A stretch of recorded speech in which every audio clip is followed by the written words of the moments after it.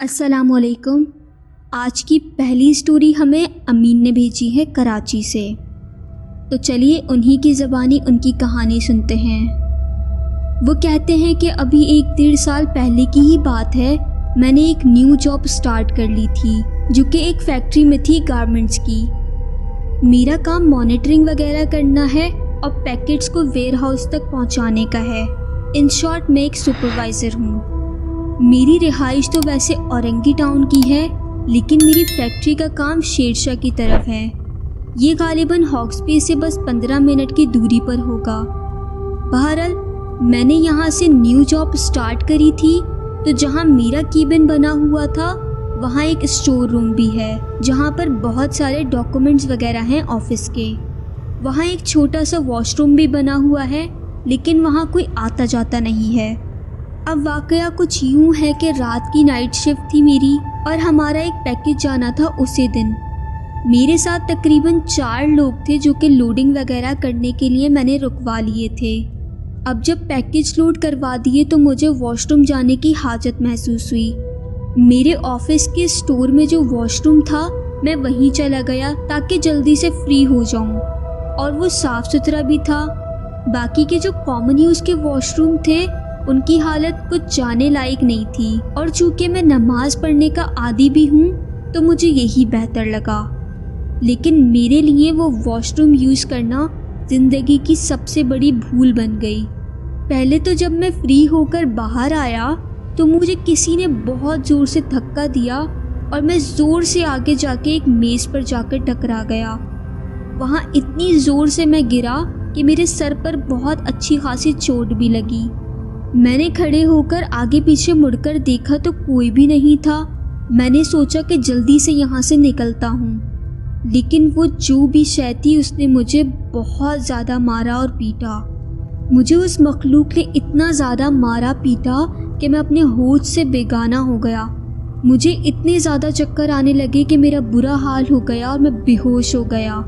फिर मुझे कुछ नहीं पता कि मेरे साथ क्या हुआ। सुबह जब मेरी आँख खुली तो मैं फैक्ट्री की छत पर था। किसी को भी नहीं पता था और ना किसी को समझ में आ रहा था कि मैं वहाँ पहुँचा तो आखिर पहुँचा कैसे। बस जब सुबह उठकर नीचे गया तो नीचे हल्ला मचा हुआ था। मेरी हालत देखकर मेरे साहब घबरा गए और पूछा कि तुम कहाँ गायब हो गए थे। पूरी रात सब वर्कर्स परेशान हो गए। मुझे इन्फॉर्म किया, मैं फ़ौरन आ गया था, लेकिन तुम्हारा कुछ भी अता पता नहीं था। मैंने अभी 2 बंदों को भेजा है तुम्हारे घर यही बताने के लिए कि तुम्हारा कुछ अता पता नहीं है। मैं फिर भी खामोश रहा, मेरी आवाज़ तक नहीं निकल रही थी।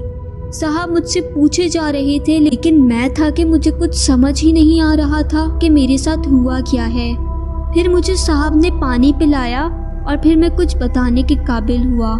फिर जब मैंने साहब को रात वाली पूरी बात बताई, पहले तो साहब ने मुझे इतनी सुनाई कि तुम पागल हो, तुम्हें किसने कहा था कि तुम यहाँ जाओ।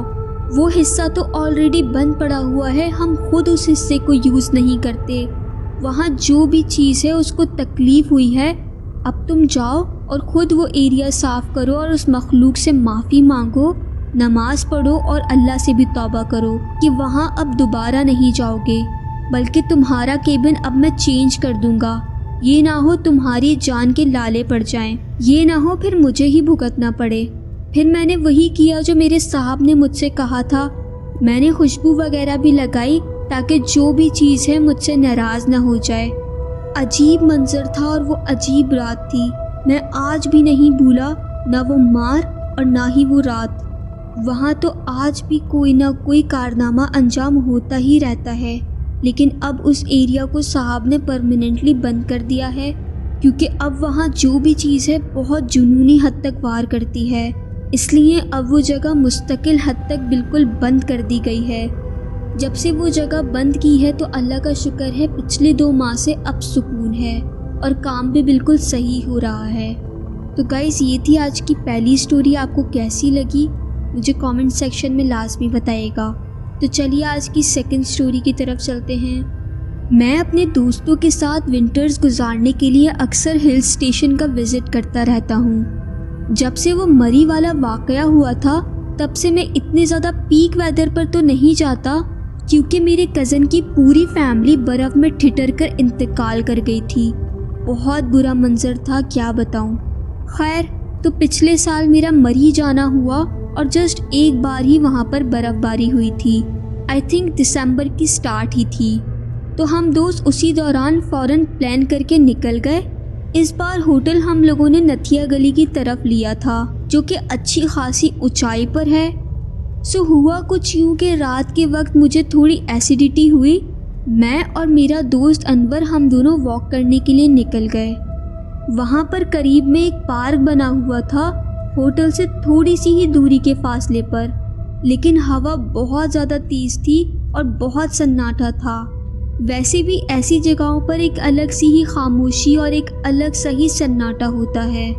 چاروں طرف سناٹا ہی سناٹا تھا، بس میں اور انور ہی چلے جا رہے تھے۔ ہم لوگ ایکچولی اسی انسیڈنٹ کا ذکر کر رہے تھے کہ دیکھو کتنی فیملیز پر قیامت ٹوٹی تھی۔ میں اپنی کزن کے بارے میں ہی بتا رہا تھا کہ جس کی اسی حادثے میں ڈیتھ ہو گئی تھی۔ ہم لوگ واک کرتے کرتے اس بات کا ذکر کر رہے تھے تو پارک کی سائڈ سے کسی چھوٹی بچی کی آواز آئی، منو کر کے۔ اچھا، مجھے میری کزن کی بیٹی بھی منو کہتی تھی، کیونکہ وہ بہت چھوٹی تھی، تقریباً 2 سال کی۔ جب یہ حادثہ ہوا تو وہ بھی اس دنیا فانی سے رخصت ہو گئی۔ پہلے تو مجھے سمجھ نہیں آیا کہ آواز کہاں سے آئی ہے۔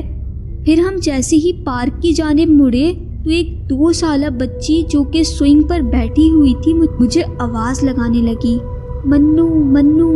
میں نے غور کیا تو سیم ٹو سیم وہی چہرہ اور وہی آواز، بالکل سیم ٹو سیم وہی بچی تھی۔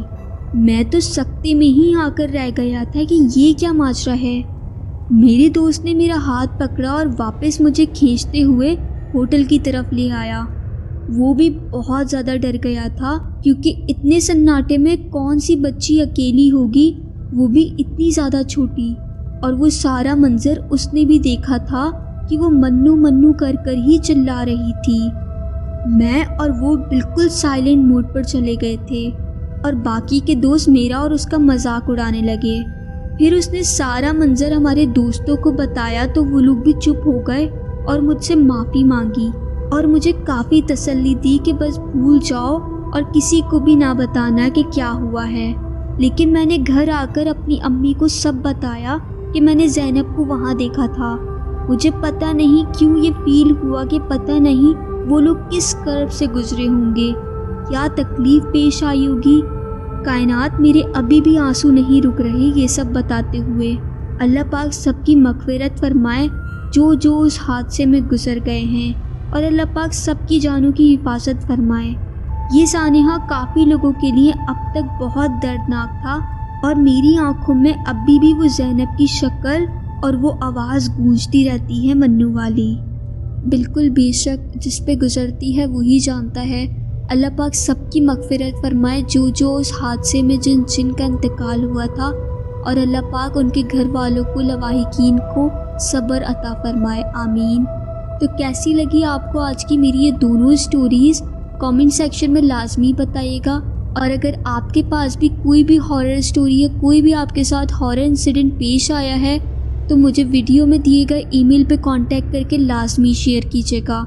پھر ملاقات ہوتی ہے ایک نئی ویڈیو میں، تب تک اپنا اور اپنے گھر والوں کا بہت سارا خیال رکھیں، اور مجھے بھی اپنی ڈھیر ساری دعاؤں میں یاد رکھیے گا۔ فی امان اللہ، اللہ حافظ۔